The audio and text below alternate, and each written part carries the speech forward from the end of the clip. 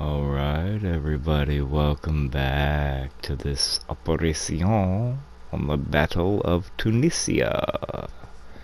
It's your boy, County Check, back again with the part 2 from yesterday's squad video. We've moved up the line a little bit to the next plane, and it's a porky looking boy, that's for sure.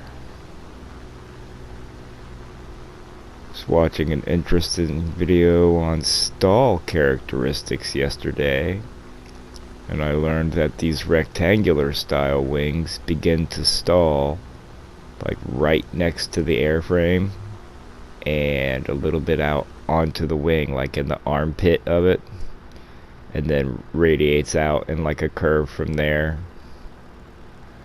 I think we had some kissing going on in this lobby, man.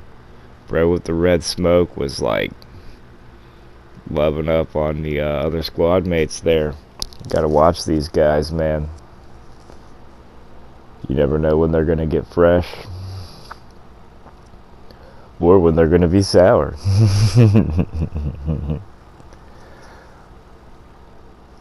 These three bros here are the three people that are the first three in my description links. Sprinkles is the only one missing.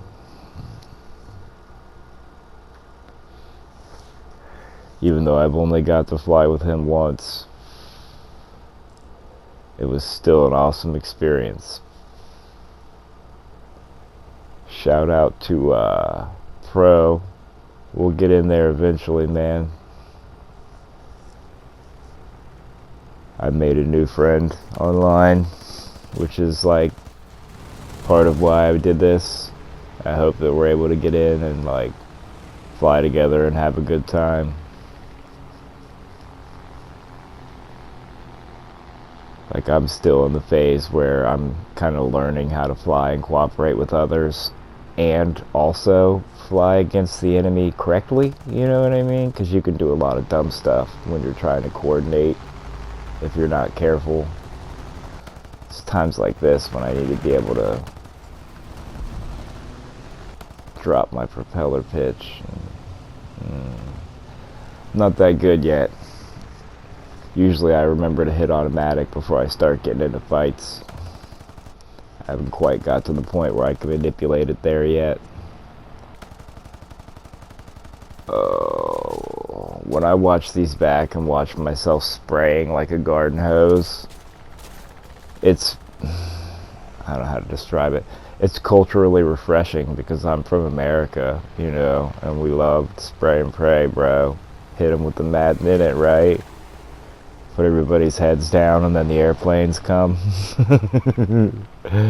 But on the other hand, from like the Warthunder elitist wannabe, it's like ugh, long ass bursts with like an 80% miss rate. No bueno, man. No good. We don't like it.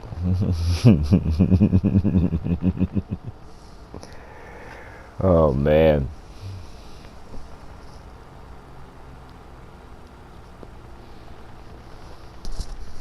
Be a rather casual commentary again today, just like I kinda always do. I just wake up in the morning and choke down my Slavic breakfast of coffee and tobacco, and yeah, plug in the headset and talk a bunch of the kind of stuff that I talk. I never know what it's gonna be about because I never know what I'm thinking about. Man, that was just a mess. Did he just, oh brother, he just rammed him. He did. It always hurts when you see your teammates ramming on bros. I'm trying to figure out if I got something wrong with my engine here or if I just keep losing that much speed. This HE-111 pilot is a menace.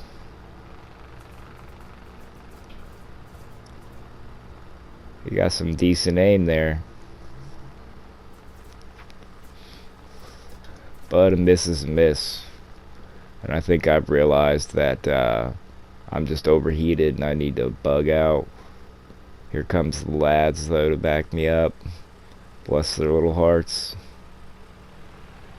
I hope when they eat maple syrup, it's maple syrup and not like high fructose corn syrup and a bunch of smoke flavoring like you get over here in America. Oh, man.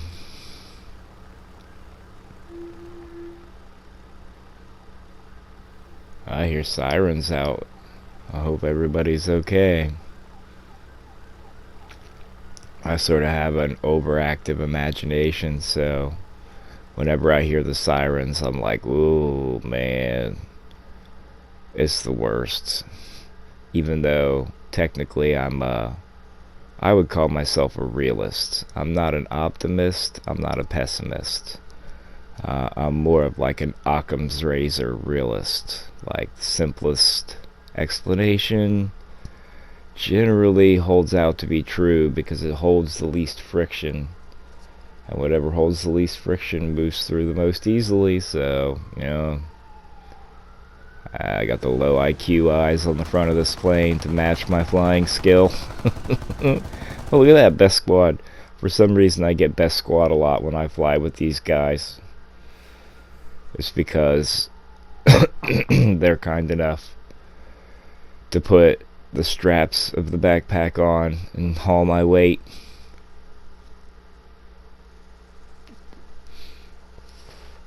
They did help me finally get my score above 135 a match, though, which is nice. And then they've all wanted to have a BR change, and so I just randomly picked this, which was a bad idea because I'm not thinking like this plane flies, if that makes sense. Really, the more time I spend flying one plane, the more I get into it, the better I get at it. Yeah, but then that sort of doesn't work for my fun time, you know what I mean? Like, I'm not trying to grind something endlessly, and I like to switch it up. Oh man, tail cut loose just like that.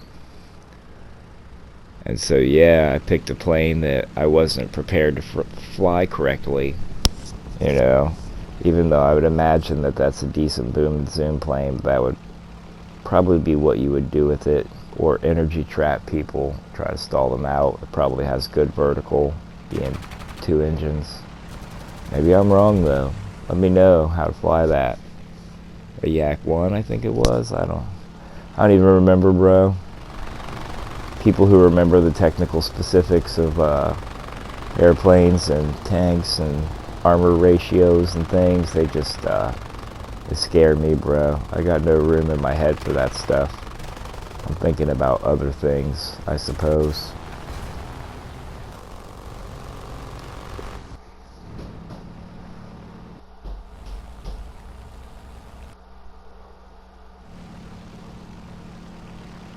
Spectating everyone here, which is what it used to be, you know, for the first 2, maybe 3 years I played this game. I had no social contacts inside the game, right? I think I maybe had one friend send me a friend request when we played a ground battle together, and then we never played together again, right? And that was back when I was playing ground regularly, so I was a little more decent at it. And at that time, I was not hip to just returning to the hangar. So if I would play realistic, I would come in, die in the first pass, and then wait 15 or 20 minutes, like watching, like spectating the entire match. Like, that's how spurgy I am. I was like, well, I came into this lobby, I can't just leave. That's how naive and ignorant I was. What a summer child I was at that time. Sometimes now I don't even watch myself fall to the ground burning. I just, straight to return to hangar. Oh, man. Been an interesting journey, though, playing this game. It's impossible for someone like me to not love this game because they tried to do something awesome. Ooh. They tried to do something super awesome, and they're pretty close to it. Something on this scope and scale with this many moving parts, and I mean, it's no wonder that they don't give us a new or interesting game mode when they're just trying to make everything that's in the game already work with each other instead of, not. Which is kind of, I'd say that situation is about mid right now from what I see and hear. We're somewhere like halfway between getting the game to be the way that we would want it as players versus the way they would want it as developers. And that makes sense to me. They do work on it full time, even though to us it probably seems lazy, or you have your favorite part of the game that gets ignored. Like I heard someone complaining about it the other day. Who was that? Tankenstein. That we need a new game mode, and he said something that I've been saying forever. I wish we had a large comprehensive game mode that was, air, sea, land. And where's the submarines? Come on, man. Once a month, bring back the special modes, maybe, like the April Fool's modes. I think some of the April Fool's modes in this game have been like insane, you know what I mean? It was awesome, and they just probably overworked over there, Gaijin. Who knows what they have to deal with.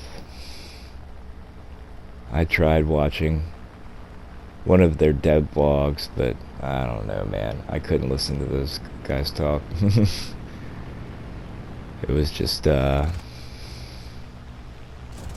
for me. I'm sure he's got no cannon ammo left. Even Bedlam mode would be nice. Like if you've ever played there's another game from Gaijin called Crossout, and in that game they have a mode called Bedlam, and literally there's like no power scores, so like it doesn't matter if you're the weakest or the strongest, they just throw you all in together and there's no rewards, sort of like a mosh pit.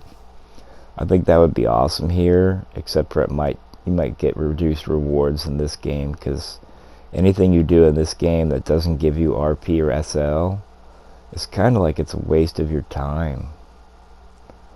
Like you don't even want to do it. It's just like I've been playing the Air Assault arcade, because you at least have a chance of winning that without having, top tier tanks. You can't win the ground assault unless you have a higher tier, and the Jumbo is my highest BR tank. But playing these air assault modes is an attempt for me to improve my aim and my ability to just pull up on a target, get my reticle on them to even consider aiming at them, you know what I mean? I'm still not good at merging with people, but I can run away from them just like a jackrabbit. And we lost 2 of them, and man, that was no good. We lost 2 of them, and you just spend 35 minutes to lose when they defeat you at the end by destroying the base, and you get virtually nothing, and it's just like being punished, basically. Without a certain level of skill, you just shouldn't even try to do this, which is what drives the player numbers down. So there does need to be a place that's dumber than arcade, I think. Yeah, you've got the test hangar, and you've got custom matches that you can make, but I think there needs to be a publicly consumable, oh my god, we don't know what we're doing mode, you know what I mean, for people. That's maybe like more of a comprehensive tutorial or something that explains some of the better theories behind things. Maybe a light plane advice or something like that.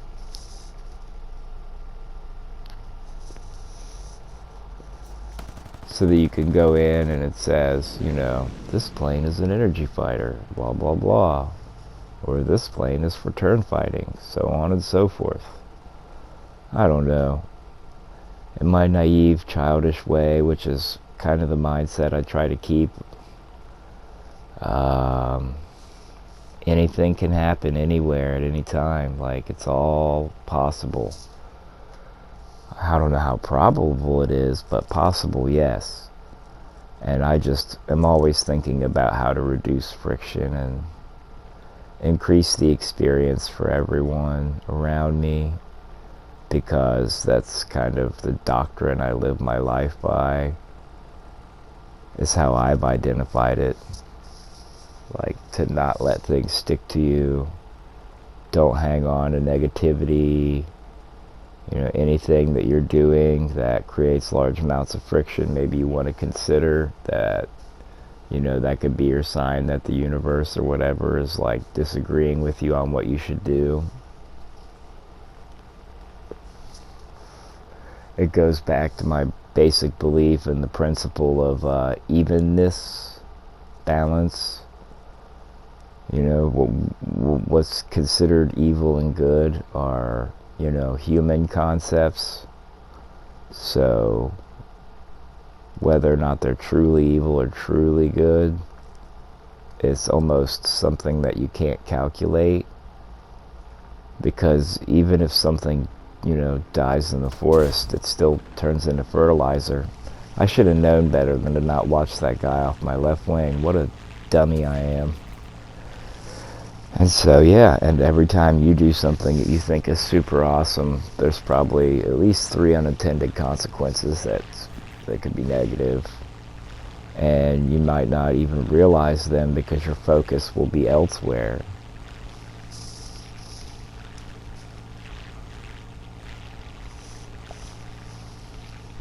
And who can say how serious or not serious any kind of thing is? I mean, there are people who've died trying to take a shower or walk up and down steps. They didn't think that was going to be their last moment. You know what I'm saying? They thought they were good for the whole rest of the day and years to come. And then that was it for them. They had no clue. It's like one of those IDK Sterling videos. This guy is dead. He just doesn't know it yet. Oh man, I like to see those, but it also I don't know how to describe it. The guy seems cool though. But who am I to criticize when you look at this uber low quality garbage that I put out daily? I mean, I've missed a few days, like 3, maybe 3 or 4. And sometimes I'll work out of a place where I get like 1 video ahead, maybe 2 videos ahead. Because like when I started, I didn't do a commentary, so it was faster. I would just play a game, edit it, and upload it right then. Every time I played a match. So, you know, I would sit down, play 3 matches, and just kind of cut out the worst parts.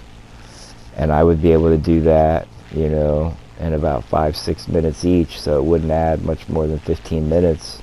So I usually can only play for about an hour at a time before I'm like called to do something or get up and move around or something happens. I don't know.